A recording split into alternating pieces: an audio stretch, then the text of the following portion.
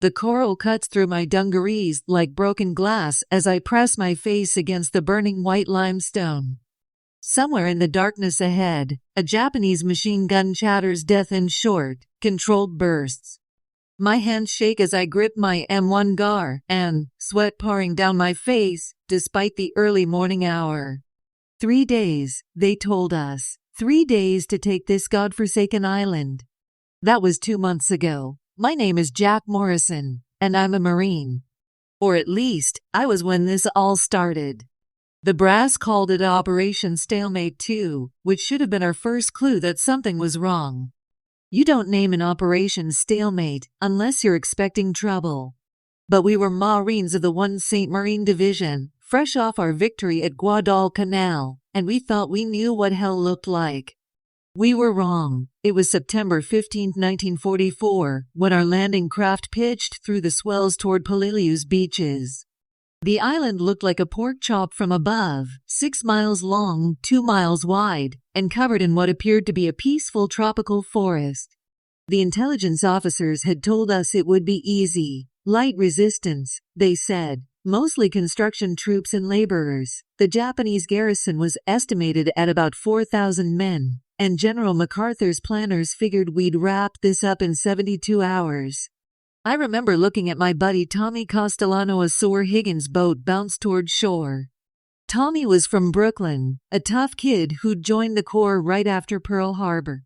He was chewing gum and reading a letter from his girl back home for the 100th time. "Hey, Tommy," I called over the engine noise. "You nervous?" He looked up and grinned, that crooked smile that made all the nurses at the aid station swoon. "Nah, Jack. After Guadalcanal, this is gonna be a vacation. Sun, sand, and maybe some decent chow when we take their supply dumps." Around us, 40 other Marines packed into our landing craft nodded and laughed. We were young, tough, and absolutely convinced of our own invincibility. The naval bombardment had been going on for 3 days straight. Surely nothing could survive that kind of pounding. The first sign that something was wrong came when we hit the beach. Orange Beach 1 was supposed to be lightly defended. Instead, as our boat's ramp dropped, machine gun fire swept across the landing zone like a scythe through wheat. The Marine next to me, a kid from Ohio whose name I never learned, took a round through the throat before he even stood up. "Move! Move! Move!" Sergeant Mackenzie screamed over the gunfire. "Get off this death trap." I splashed into waist-deep water, holding my rifle above my head, and ran toward the beach through a hurricane of bullets. Mortar rounds began falling among the landing craft, sending geysers of water and steel fragments in all directions. To my left, an entire boatload of Marines disappeared in an orange flash as a shell scored a direct hit. But we made it to the beach. Somehow, impossibly, most of us made it. That's when we discovered what 3 days of the heaviest naval bombardment in Pacific War history had actually accomplished. Absolutely nothing. The Japanese weren't cowering in bombed-out bunkers. They were sitting comfortably in caves carved deep into Peleliu's coral foundation, waiting for us with machine guns, mortars, and a patience that seemed infinite. Colonel Kunio Nakagawa, the Japanese commander, had spent months turning this little island into the most sophisticated defensive position in the Pacific. Tommy whispered as we huddled behind a knocked-out Japanese truck. Where are they all shooting from? That was the question that would haunt us for the next 2 months. You couldn't see the enemy, you couldn't find them. But they could see you, and they never seemed to miss. The island of Peleliu is made of coral limestone, raised from the ocean floor millions of years ago, and carved by wind and rain into a nightmare landscape of ridges, caves, and razor-sharp formations. The Japanese had taken this natural fortress and improved upon it, creating a network of tunnels and bunkers that connected the entire island underground.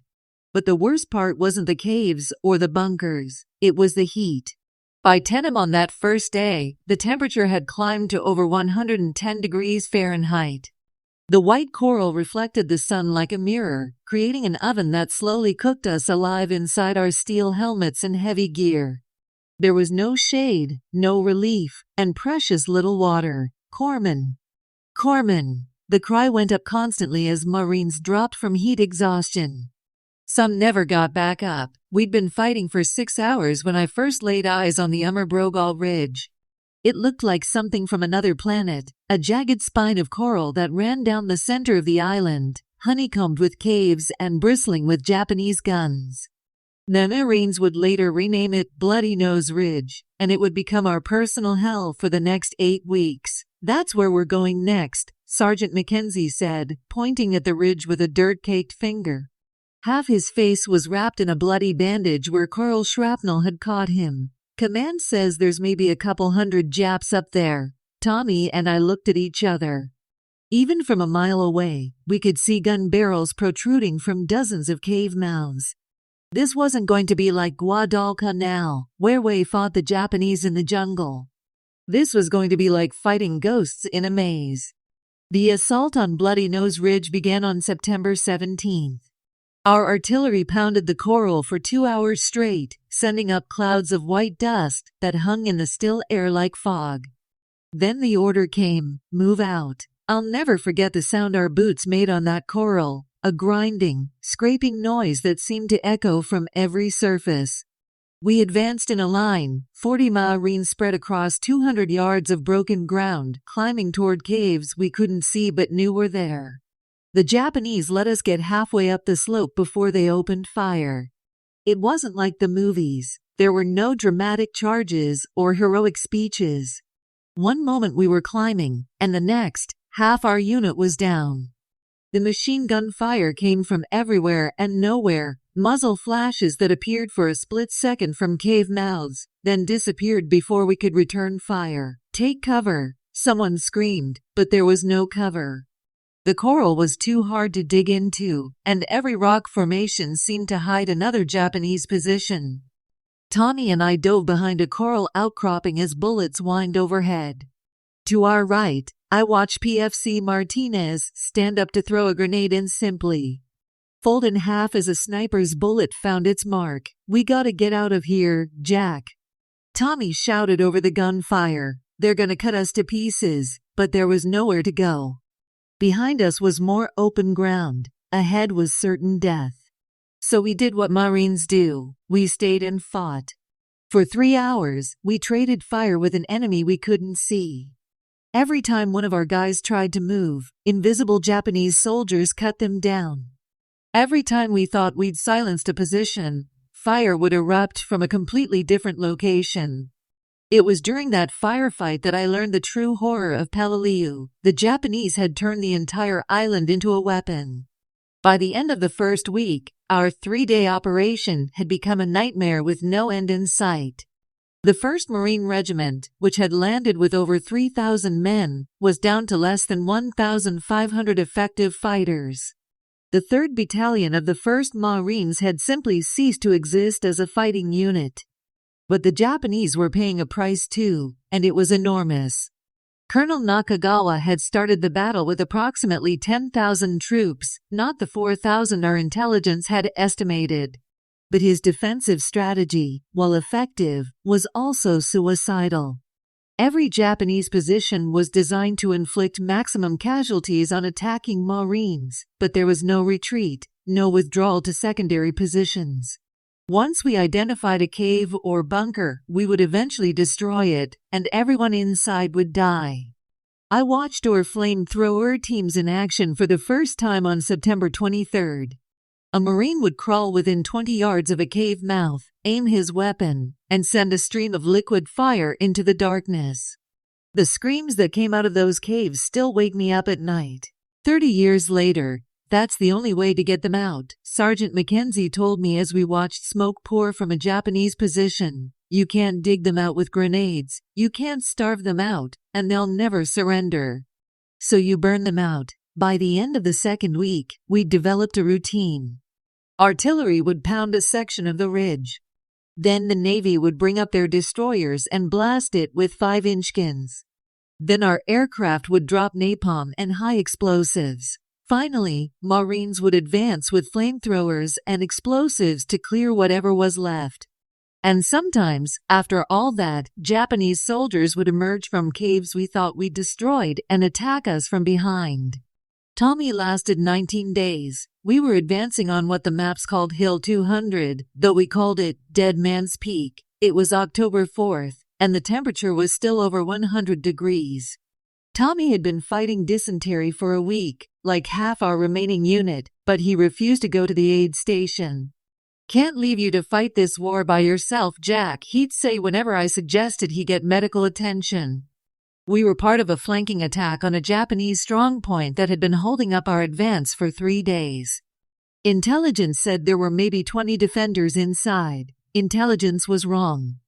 As we climbed the coral slope, Tommy was 10 yards to my left, carrying a bar, a Browning automatic rifle that weighed 20 pounds, but could put out devastating firepower. He was a good shot with that weapon, had saved our bacon more times than I could count. The Japanese let us get close this time, maybe 30 yards from the cave mouth.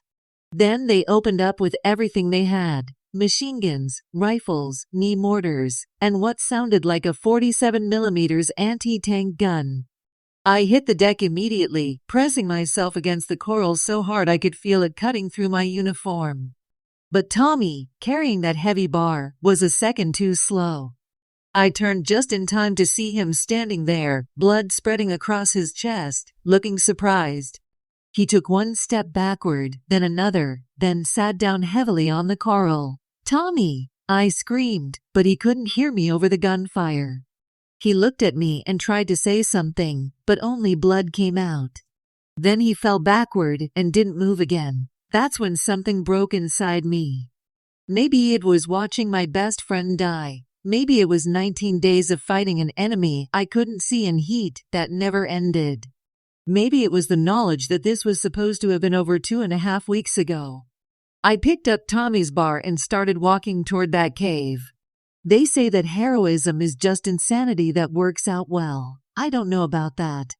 All I know is that I stood up in the middle of that hellish firefight and walked toward 20 Japanese soldiers with nothing but a borrowed automatic rifle and 2 magazines of ammunition. The coral exploded around my feet as their bullets missed by inches.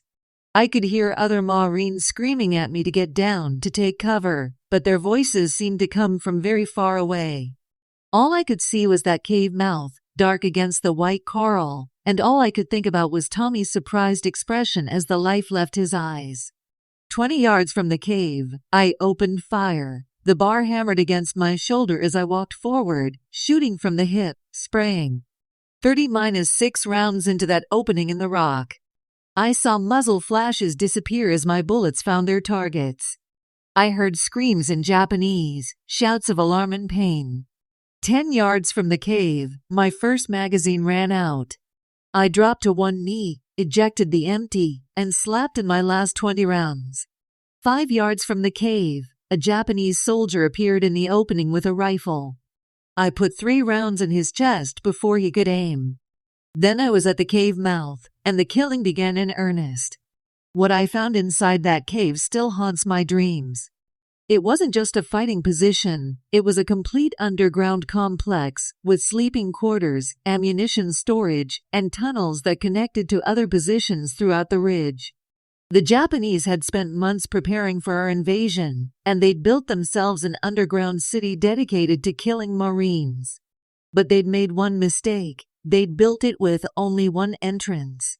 I spent 40 minutes in that cave system, working my way through tunnels barely wide enough for a man, clearing room after room with my rifle, my bayonet, and eventually just my hands.